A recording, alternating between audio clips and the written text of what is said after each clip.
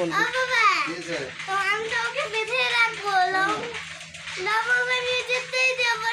ছোটবেলায় একটা করে ডিম সেদ্ধ করে দিতাম সকালে, তারা ভাত খেতে না দেখে ডিম সেদ্ধ করে দিত একটা করে। বুঝটা মোটু হয়ে গেছে, ভারী হয়ে গেছে।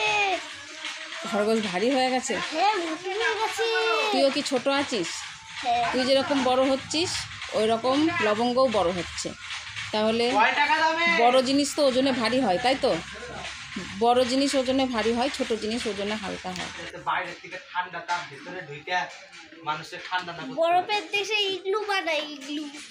বরফের ঘরে বরফেরই হয়, বরফের ইগলুর ভিতরে বরফ ভেদ করে হচ্ছে তাপ যাইতে পারবো না। খরগোশটা ভারী হয়ে গেছে। অয়ন্তিকা, কি তোর লবঙ্গকে বাবা বুধবার হাটে নিয়ে বিক্রি করে দেবে। যেখান থেকে নিয়ে এসেছে সেইখানে বিক্রি করে দেবে। আর দেখাতে হবে না? হ্যাঁ, চানের আগে একটু করে নেব। না হওয়ার আর হবে না। লবঙ্গ নে ধর ধর ধর ধর, তুই ধর এগুলা, আর হবে না লবঙ্গকে কোলে নেওয়া। আমি আদর করু।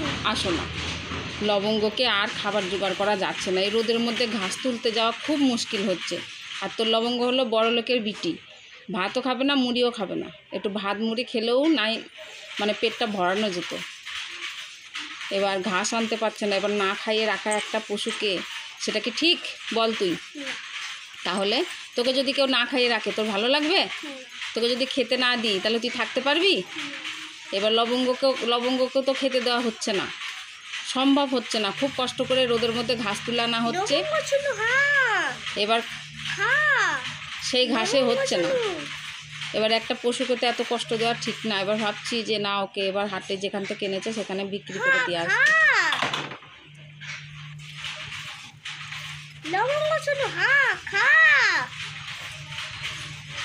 ও চুপটি করে অয়ন্তিকার আদর খাচ্ছে, হাত পা চারিদিকে উপর দিয়ে তুলে দিয়েছে।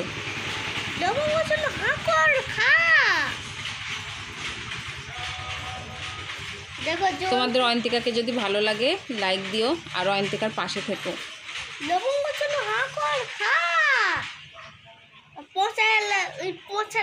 খাইতেছে লবঙ্গ মা। হ্যাঁ ওই পোষা দেয়।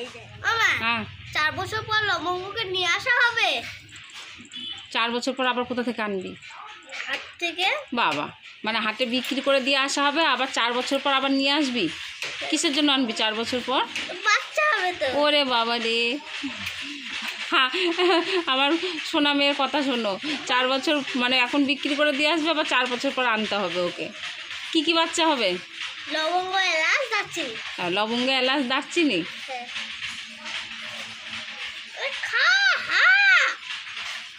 তাহলে তুই বিক্রি করতে রাজি হয়েছিস মা? না, রাজি হোস নাই?